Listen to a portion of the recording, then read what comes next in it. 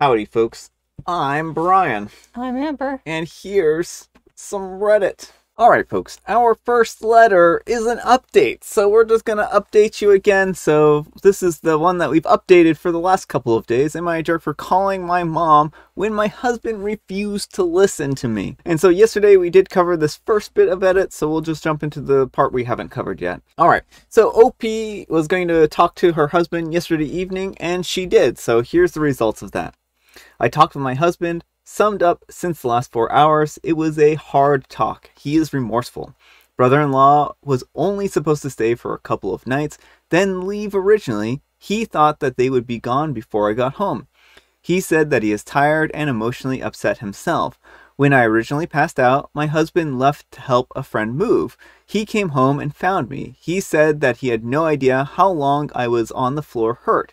He was originally scared that I had died. Since then, he's had nightmares, on top of dealing with his family drama. He admitted to dumping his frustrations on me, which is not my fault. He begged me for another chance. The next steps. We are still separated. He plans on staying at my brother's house in Castilla. We are going to go to marriage counseling and individual counseling. He asked if he could come when the home health nurse comes each night and to my doctor's appointments, and I agreed to that. Update on brother-in-law. His wife admitted to having an affair. She told him that she got married too soon and doesn't want the responsibility of being a mom anymore. I'm not sure what will happen with him and the kids, but I am shocked that she feels this way, especially with her kids. Alright, folks, I think that's probably going to be the end of this legacy. Poor OP, this whole situation just kind of spiraled out of control. So much drama. So, anyhow, OP, take care, and I hope everything resolves in your life and that you are going to be good from here on out. Take care and good luck. Alright, folks, our real first letter is titled, Am I the Jerk for Sending My Girlfriend Too Many Valentine's Day Flowers and Making Her Sister's Husband Look Bad? To explain where I'm coming from here, I need to establish two things. First, I have a high-paying job that often requires that I drop everything without notice. It's infuriating at times, but I get paid well, so I've learned to live with it. My girlfriend loves flowers more than anything. I get it.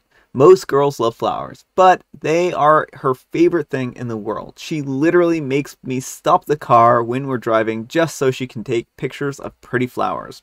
Early in our relationship, I had to miss something important without notice. To make up for it, I sent her 3 dozen roses. She loved it, and it was probably as a joke, and told me that I had set the bar too high and that I had better always send her 3 dozen roses if I was going to let her down. We've been together for 3 years since, and I have always sent 3 dozen roses whenever we were apart. It's a tradition and we both love it. On to the dilemma. Girlfriend got bad news about a family member's health and headed back to her hometown a couple weeks ago. I couldn't join. Her 2 sisters came back as well with their husbands. Valentine's Day came around. Although it wasn't my fault that we weren't together, I ordered a gift of 3 dozen roses and candy and a stuffed animal.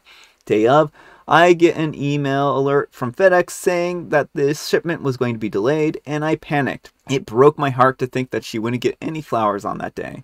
So I called around to local florists and found one who could deliver them for a fee. I sent another gift packed with 3 dozen roses. Turns out that FedEx managed to deliver the order, and girlfriend ended up with 6 dozen roses, 2 cards, 2 boxes of chocolates, and a teddy bear. She joked that I had now raised the bar, and she expected no less than 6 dozen roses anytime we're apart. All jokes aside, I could tell that she really appreciated the trouble that I went through. The next day, I heard from her sister's husband. They were furious with me, saying that I had made them look bad. Turns out that one bought his wife leftover bouquet of half-dead tulips and the other didn't get his wife anything at all. I guess that they were both going to use the commotion as an excuse. My girlfriend ended up sharing her roses with both of her sisters so they could all feel special, but it was clear they were all from me. My instinct was to take a victory lap, but girlfriend's mom and dad called and explained that they thought that I should apologize. While they appreciate me always making romantic gestures, I can afford to do so while their other daughters' husbands can't. They see where things are going and assume that we'll all be family soon, and it would be a good idea for me to make peace with the other two.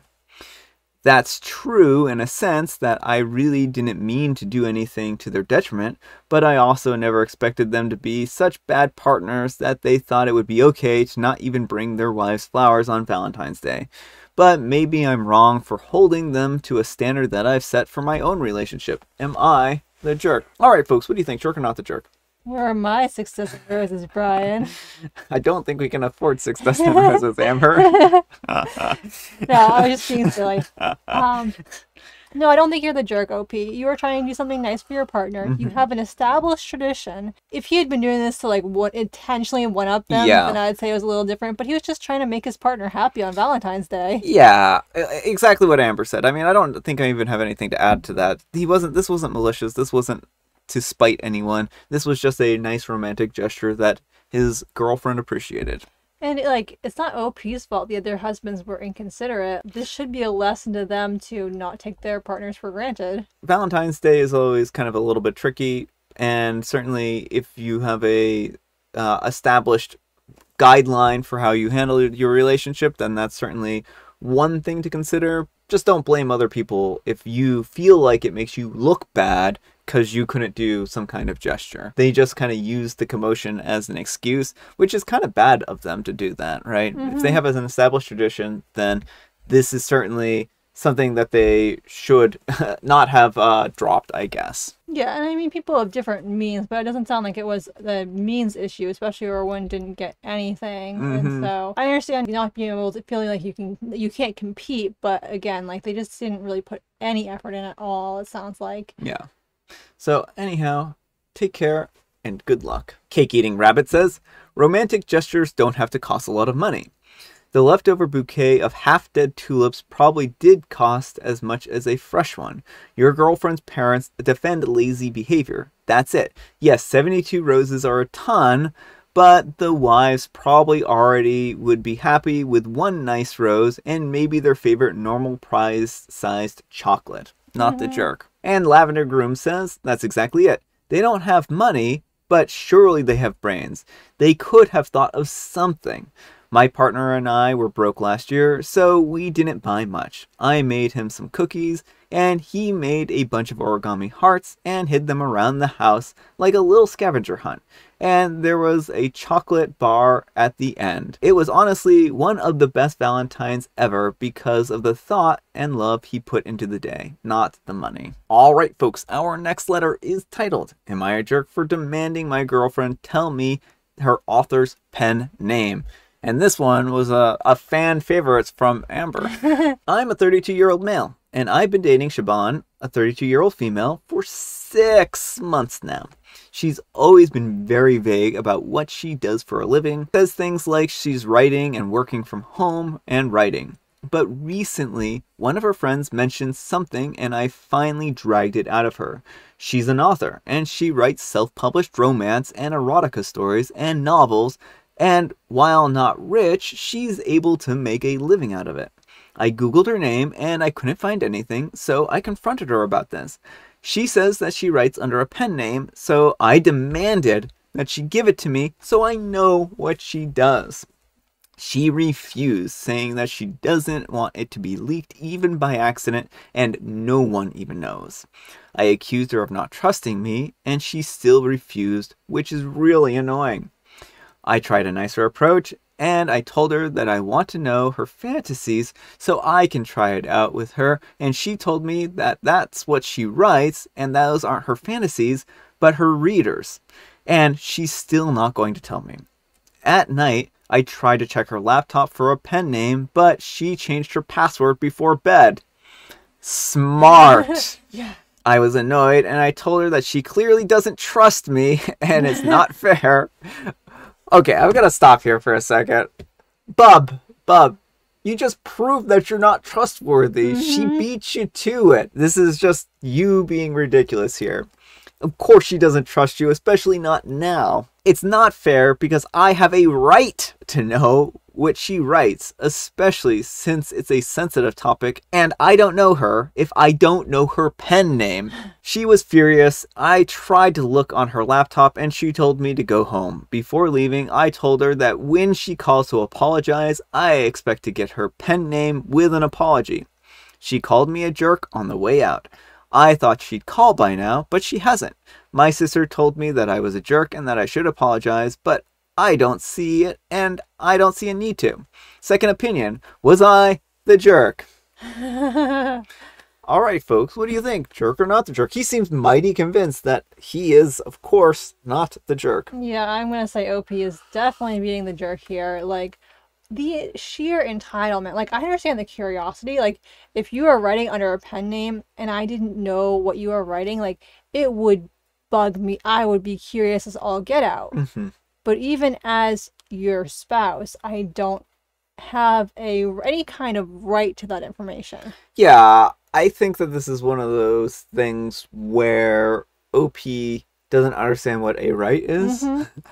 He and she are dating. Right, it's a 6-month relationship too. Like, I could understand, be a little bit more concerned if like they were thinking about marriage or something like that and going to intertwine their finances. And I certainly understand feeling left out of something. Mm-hmm. But there are surely other things that can make them connected. Being outed as a erotica writer could be damaging to other parts of her life. Yeah, well, that's a good point to bring up, and something I wanted to touch upon is that romance writers, and more specifically erotic romance writers, can face some pretty negative repercussions when they are outed, because people like OP, he kind of makes the assumption that what she writes is actually her fantasies, when it's not. You know, people write what their readers want to read, and it's a problem for authors of all genres, but for some reason, romance writers in particular, people will like get it in their head that